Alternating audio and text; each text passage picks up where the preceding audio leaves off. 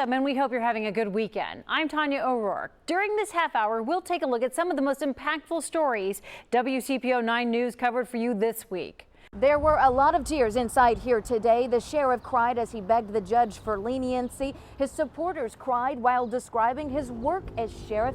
And his wife and children cried when they found out that he would be spending time in prison. It will be 3 years before Charles Reeder is free in public with his family again. Your Honor, please do not send me to prison. I have roamed, but I'm not ruined. I still have a lot of good left in me. Reeder became sheriff in Pike County, Ohio in 2015. In 2019, a grand jury indicted him on more than a dozen charges related to corruption, such as stealing money from drug bust and allowing his daughter to drive impounded cars. By 2020, he pleaded guilty to 5 of the charges, and today, Judge Patricia Cosgrove sentenced him for that. Why did you take the money? Reeder says he did it to fund charitable projects and says he paid it all back. I took the money, and mind you, this does not excuse it, but from drug dealers that took it from parents of very poor people in this county. Supporters told the judge job stress contributed to the scandal, mentioning the 2016 Pike County massacre that gained international spotlight. There's no greater man than Charlie Reeder. The judge sentenced Reeder to 6 years in prison for 2 counts of theft and 2 counts of tampering with evidence. She sentenced him to 6 months in the Summit County Jail for the conflict of interest charge. The judge is allowing him to serve some of those sentences at the same time, so he will serve a total of 3 years. And we have to conduct ourselves with integrity so that everyone trusts us. Reeder's son tried to hug him one last time before leaving. That's not typically allowed, so Reeder backed away. Deputies did not cuff Reeder in the courtroom, but they did before leading him outside to go to jail. It cannot be underestimated the damage that you have caused to the citizens of Pike County, to law enforcement who every day get up, face the same sort of stresses that you do. They go all home at night, they get up in the morning, their family, they don't know if they're going to come home. The sacrifices that these men and women make, I think you made a mockery of them. Our team has investigated this case extensively, and you can find all of those reports connected to this story on our website, WCPO.com. Reporting in Pike County, Ohio, Courtney Francisco, WCPO 9 News. I'm Ariel Carbone. The city of Cincinnati will be able to use the $290 million in local stimulus money to support a laundry list of projects over the next 2 years, helping to not only bridge the budget gap, but also to support dozens of local initiatives and capital projects. This is an exciting commitment and exciting leadership by our mayor, John Cranley, to transform our city. The Ascend Cincy program, it's the latest program announced that could receive funding from the city's federal stimulus dollars. This adds energy to the ecosystem of Cincinnati. A proposed $5 million would help Black-owned businesses in Cincinnati grow and help minority business owners like Crystal Kendrick expand. These funds are going to allow local Black-owned businesses that don't have employees to one day get employees. It's just a small portion of the $290 million the city will receive. Here's a breakdown of how the city manager is proposing the money be spent. More than a third will go to the operating budget, including the budget deficit. A smaller portion will cover lost revenue due to the pandemic, and more than half would go to capital projects and city programs. The Cincinnati Recreation Commission could get $6 million for outdoor facility renovations. We spoke to Director Daniel Betts last month about the dire funding needs there. CRC is overextended. Plus, outdoor dining is slated for another $2 million. There's $5 million proposed for the Affordable Housing Trust Fund, and the arts about $12 million. Some of which will bring the Bling Festival back in 2022. It'll come back, and we will all have an opportunity to come back well past this pandemic. Altogether, helping the city survive post-pandemic. When business owners thrive, communities thrive, and neighborhoods thrive. And it's likely that some of these numbers will change as this proposal goes through the process with City Council. Now, we'll get a much more in-depth breakdown of all of the numbers for you up on our website. That's WCPO.com. Reporting from City Hall, I'm Ariel Carbone, WCPO 9 News.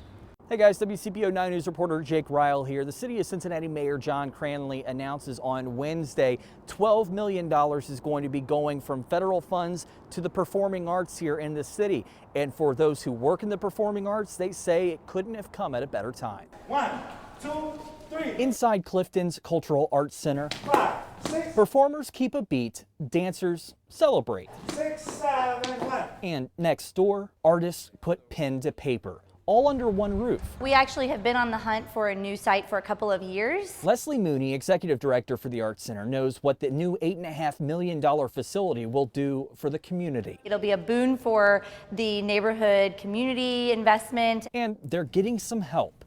$500,000 the city is allocating from federal government funds. People who are behind the scenes and people who are on the stage performing have all, basically been out of work for over a year now. And so this will be huge for Cincinnati and for our arts community specifically. Mooney knows the pandemic has brought change. It wasn't quite the same to do a live performance without a live audience. In the shadow of Music Hall, Mayor John Cranley hits a high note. We're announcing that the arts are coming back. $6 million will support performing arts. Our city's renaissance, which is in full bloom despite the pandemic, is centered around culture. Art is the center of a good life. And at the center of that life, $1 million will go toward encouraging the arts to perform outside in safe public spaces. Well, $1 million of the federal funds that the city is set to receive will go to what is likely the city's most public art display, Blink, in 2022. Also, $1 million for both Artworks youth employment and museums across the area. Struggle to pay their rent, to pay their heat bills, to pay down their debt. It's funding that will bring the performing arts a little bit closer to its audience. Jake Ryle, WCPO 9 News. The CDC has long recommended that 6 feet is an acceptable distance, but that's been thrown out the window. Now they say 3 feet is all you need. Today was great. We had the band playing, the cheerleaders out, balloons and everything to welcome our students back. There was a celebration Monday at Norwood Middle and High School as students marched back to school for 5-day-a-week learning. The district has been in a hybrid model since August. The plexiglass around the desk, all the children, of course, are wearing their masks. And in the cafeteria, we have spread the tables out. The move back to full-time in-person learning coincided with the Centers for Disease Control and Prevention's change in operational strategy for K-12 schools. Instead of the 6 feet we're all used to, the CDC now says 3 feet apart is safe while wearing a mask. We have picnic tables outside because that's where you need the 6 foot of distance because children are taking their mask off, obviously, to eat. So you need that 6 foot perimeter around the child. Another district using the 3-foot rule is Lakota Local Schools. Staff and students there have been back in the classroom full-time since August. So we try and do 6 feet when possible, but that's, in a class where we have the majority of our students back, 75% of our students are back and in the buildings. It's not always possible. She says 3 feet is working because numbers of cases are down drastically this semester. It's been very, very little, if any, spread. We have 23 buildings, and when the state was seeing the spikes after like Halloween and Thanksgiving, our numbers obviously increased as well. But we were able to trace a lot of those back to out of school activities. Both districts say it's refreshing to have students back in the classroom for good. This is starting to feel like normal again, so we're just so happy. In Norwood, Whitney Miller, WCPO 9 News. Up next, a local soldier who was shot down by the Nazis. He escaped being captured thanks to a Dutch farmer. How that farmer's family has now reconnected with that local vet.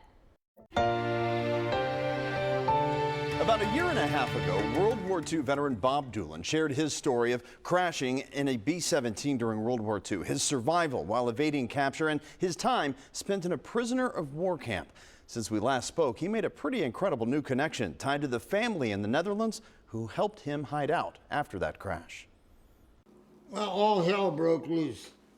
We lost number 4 engine to anti-aircraft. World War II navigator Robert Doolin, known to most as Bob, is reading from a journal he kept during the war. One of them exploded in the back of inside our airplane and seriously wounded man in the back. That anti-aircraft fire would lead to his pilot crashing their B-17 in the Netherlands.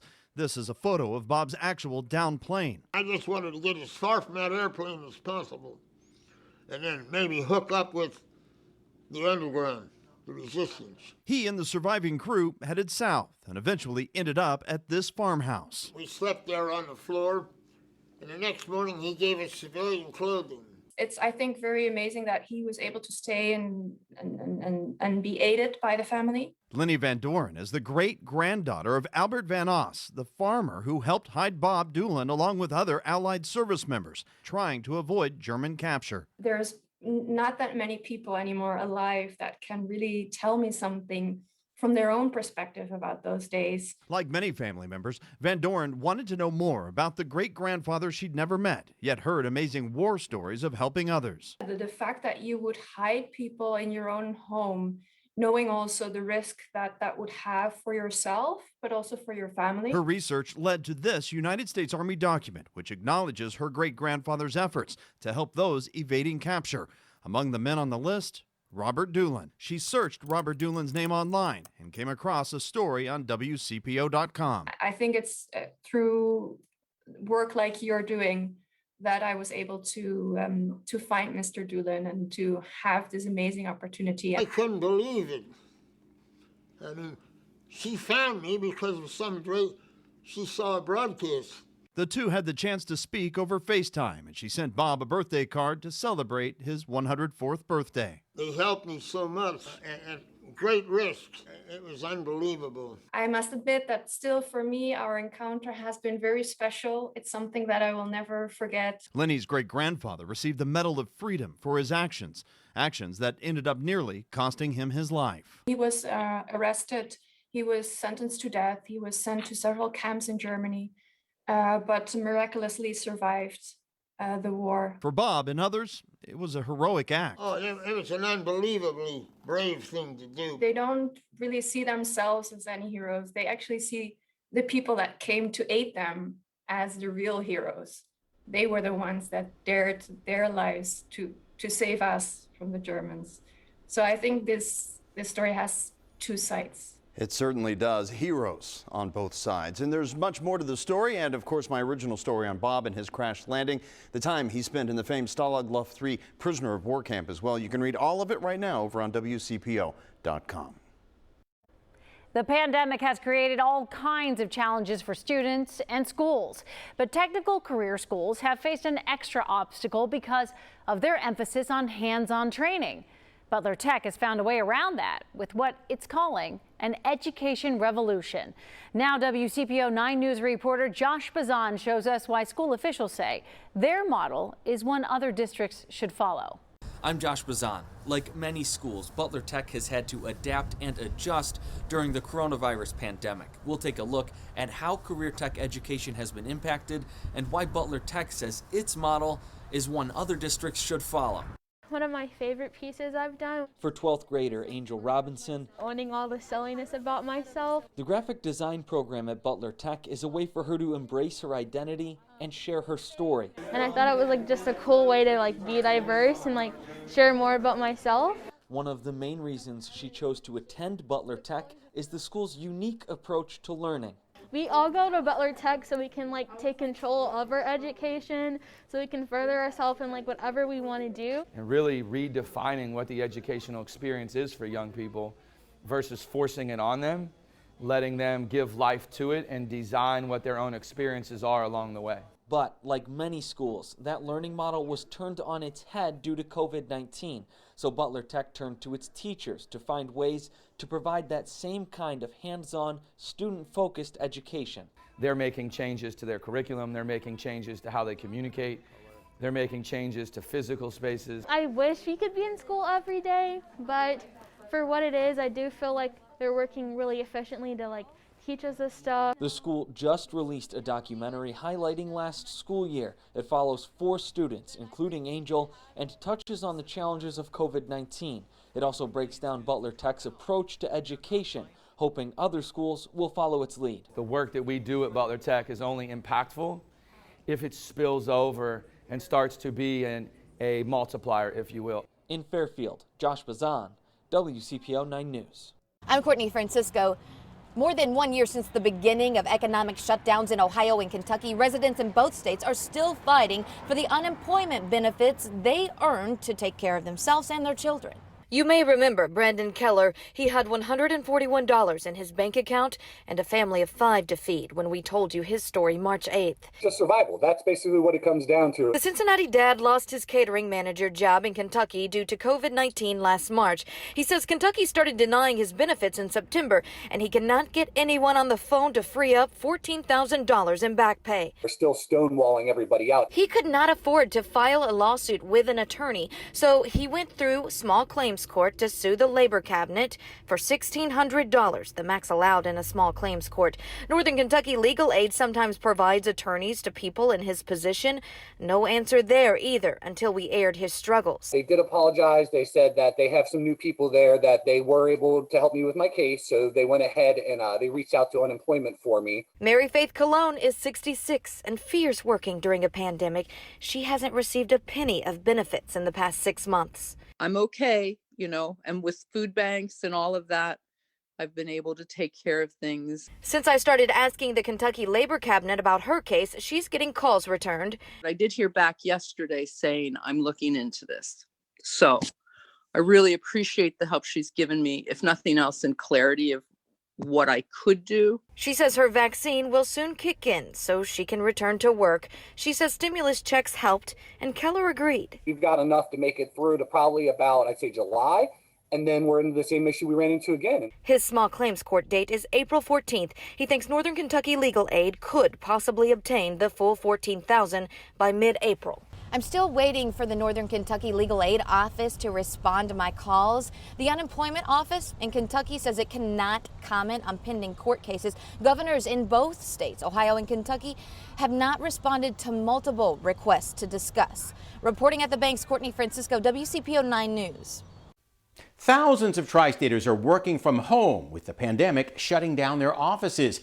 But a growing number of them are asking why they still have to pay income taxes to a city they no longer work in.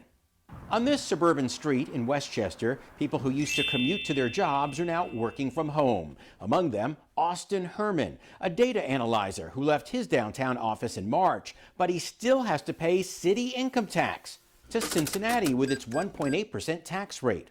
I don't vote for the city council there. I don't get the services anymore, and I still have to pay. It's real money. If you earn $60,000 a year, a 2% income tax costs you $1,200 a year to a city where you don't use any services. I mean, that's taxation without representation to me. I mean, that's an issue, right? Like, I'm surprised they can still do that.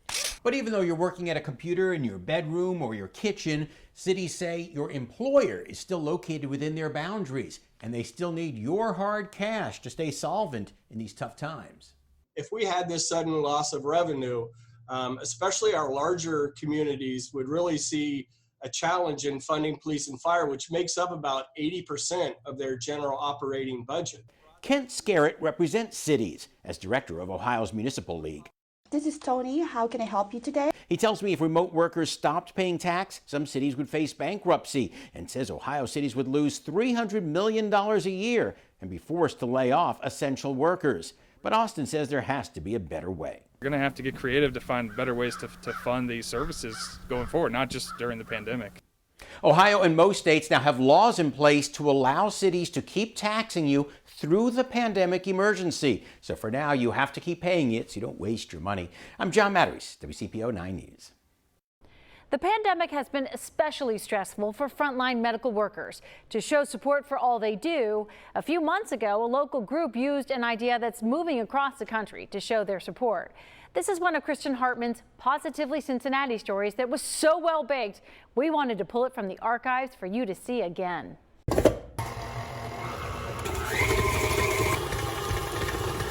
There's no dough in this dough. Just the possibility that when it becomes a batch of cookies, the sweet treats will make folks smile. It's what's motivating this mini bagging brigade. We found them in a garage in Sims Township. getting hundreds of cookies ready for delivery. It's actually part of a national movement. I read about Jeremy Urich and Scott McKenzie in a magazine. The Pennsylvania dads had a bake-off that turned into something they called Cookies for Caregivers. And when I read about them, I knew right away that I wanted to be a part of this and start a Cincinnati chapter. When Missy Greenberg and Bryna Miller got it going on Facebook, they never imagined they'd be starting a local cookie craze, from the classic to the fancy. Just 5 weeks in, they have 175 bakers. Those volunteers bring the cookies to them, and they package and box the goodies for frontliners and essential workers across the tri-state. These are going to Children's Hospital Anesthesia Department tomorrow. They say they're spreading joy one cookie at a time and showing all those people who've taken care of patients and kept things going how valued they are. Gives me joy because when we deliver, we see the smile that it brings to people, and they're just so thankful to be acknowledged. A little sweet treat. Right, a little sweetness. It's sweet for them, too. For me, being in the kitchen, having that time is my therapy. So, Missy, is it your spoonful of sugar? Yes, yes, yes it is. In tough pandemic times, it's something fun and good to do all at once. Perhaps that's why their baking ranks, that's me in my own kitchen, grew so fast. The baking boom makes for brisk delivery time. We watched as they loaded up, and then we joined them at a dental office drop-off. All your hard work. Thank you so much. It means a lot when other people appreciate you. It makes you want to do it more. It makes you want to do your best. Even though we're in the dental field, we love sweets. Absolutely. Just brush your teeth afterwards. Yeah, right? That was Kristen Hartman reporting. The cookie ladies told her donations would really be helpful as they buy all the labels, boxes, and bags for the cookies as of now. That's our look at some of the stories that we brought you this week on WCPO 9 News. We'll have you covered this weekend on Good Morning Tri-State Plus at 6 and 11. I will see you Monday.